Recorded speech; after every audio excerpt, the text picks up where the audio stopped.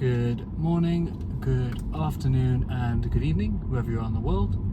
This is episode number 52 of Making the Man. And I've just finished I've just had a nice shower and finished a gym session as well.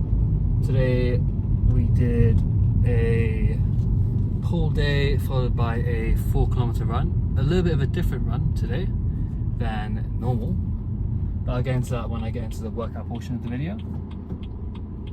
So for the day today, food wise, we had 2 breakfast bars today. We had one was 200 calories and one was 400 calories. The 400 calorie one was more of a treat, but you know, I made up for it in the run, definitely. And then we had lunch, which was 500 grams of beef mince, followed by 200 grams of rice and a large handful of mixed veg. That was lunch. And then no porridge today, and had one of these as a treat as well. Obviously no calories, so I'm not going to count that, but I did tell myself I wasn't going to have more, I wasn't going to regularly drink those, so occasionally I'll have the odd Monster Energy, because really it's not good for you to be drinking those often. And yeah, so and then I'm about to go home now and have 10 eggs with potentially 2 slices of toast. Yesterday I had 1 bread roll, so I guess 2 slices of toast it equates to. Yeah. So that was yesterday. So yesterday we were on track with food, so it wasn't a big deal. But yeah, so that's food-wise the plan for today. Moving on to the workout. Today, like I said, we did a pull day, which consisted of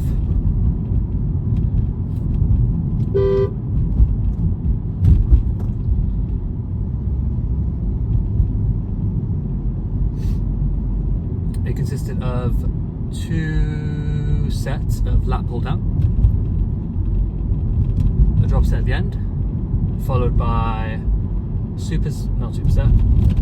double drop set of barbell bicep curls, followed by rear delt pulls back to back, no rest, 2 sets, followed by lateral raises, drop set on the last one, 2 sets, followed by single arm machine rows, dumbbell bicep, single arm machine rows, followed by 2 sets of dumbbell bicep curls, dumbbell hammer curls. In fact, no, we did 3 sets of the lateral raises, and then we did 2 sets of machine rows, so single arm machine rows, then 2 sets of hammer curls with the dumbbells, and then finishing off with 2 sets of cable row, with obviously both hands. Moving on to the running portion. So like I said, a 4-kilometer run, a little bit different. I had the notion that in my head that it was just going to be a normal 4-kilometer run, but 2 kilometers in I decided to increase the pace on the treadmill. Not massively, just to test the waters and see how I would fare. And yeah, I'll put the run here, and then the heart rate somewhere here, and you can see it's a bit higher than usual due to the fact that I increased the speed. But the one thing I noticed, and I'll go more into the speed in a second, but the one thing I noticed while I was running, strangely enough, my heart rate stayed more or less normal for the first kilometer of the increased speed, and then once I got to the second kilometer it went up to the 170s. So yeah, it's just interesting because and the better songs came on then, so I'm not sure if it's more of a song choice thing or anything like that. I'm not quite sure, but yeah, it was interesting, the reaction of my heart rate, because I kept on checking just to see, and yeah, it wasn't moving much until the very end, which makes sense because I'm pushing towards the end. really good workout. It was a really good run.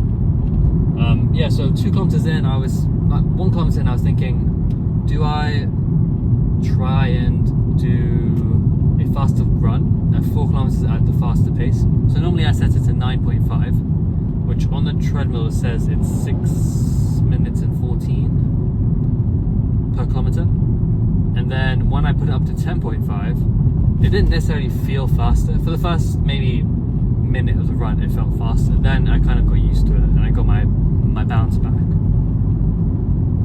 And then it was alright. It felt like the regular speed I do. But yeah, like I was saying, I noticed that my heart rate didn't really spike. It just kind of gradually picked up, and it sat at 166 for a little bit, and then towards the end it went to 169, and then 172 was the highest I saw it. I'm sure it'll show the variability in the graph that I put up on the screen a second ago, and you can see the variation in my heart rate. Yeah, but during the run I was questioning whether I should pick up the pace, or whether I should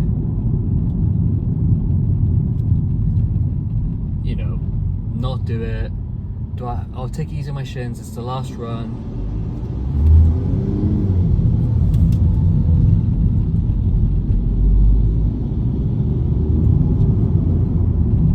Yeah, I'm saying to myself, it's the last run of the week. I should take it easy on my shins, start on the Monday, go fast on the Monday. I just wanted to sample what 10.5 was like, and it wasn't that bad. I think 11.5 is probably going to be my fast pace, and maybe I'll limit it to 3 kilometers. 2 kilometers wasn't bad at all. I think if I did a run where for the first 0.5 kilometers I warm up with my regular build up, which is about 0.5 kilometers worth, and I break down the speed into going up by 1, going up by 1, going up by 1 until I reach the targeted speed. But it was an interesting debate in my head. For the first 2 kilometers, I was telling myself, go faster. No, don't go faster. Go faster. Don't go faster. Just, you go at this pace. No, go faster, go faster. And yeah, I went faster. But no, I'm actually happy I did, because now I kind of know I was going to say the upper limit, but it's not the upper limit. It's just an increased speed that my body is capable of running at.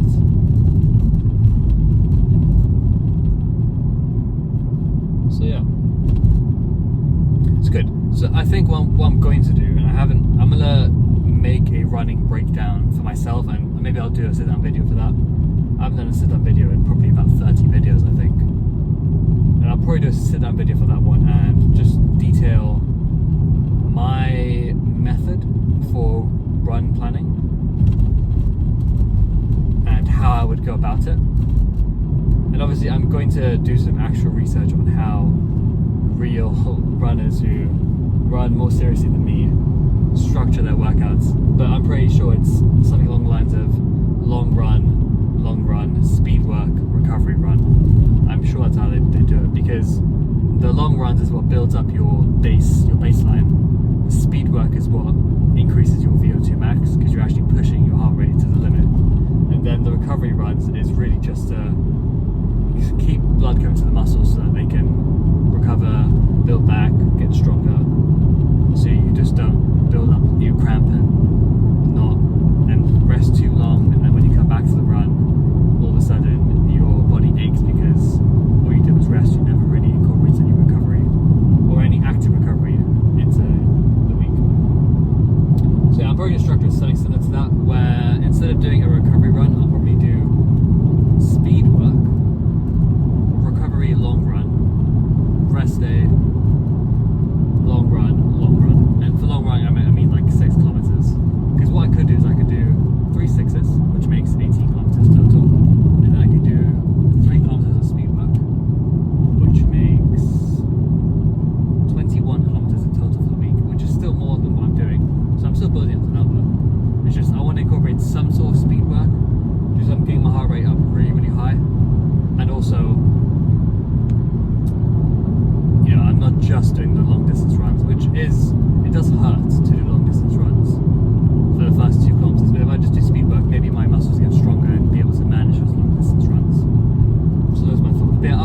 sit down video where I'll talk about maybe the zones, and I'll do some research myself as well, and I can become more educated on the topic.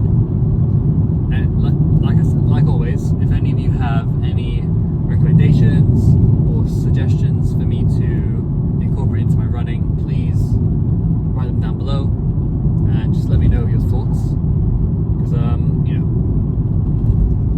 more minds working together is better than one mind working on its own to solve the problem. So yeah, that's the plan. I'm gonna rejig my running days. And also, initially the runs were to lose weight, but now that I'm enjoying running more, it wouldn't hurt to do one speed day, and then maybe the rest of the week I'll just cycle on the stationary bike just to keep my legs moving, and I guess those could be the recovery, couldn't they? So yeah, that's the plan. I think that will be good moving forward.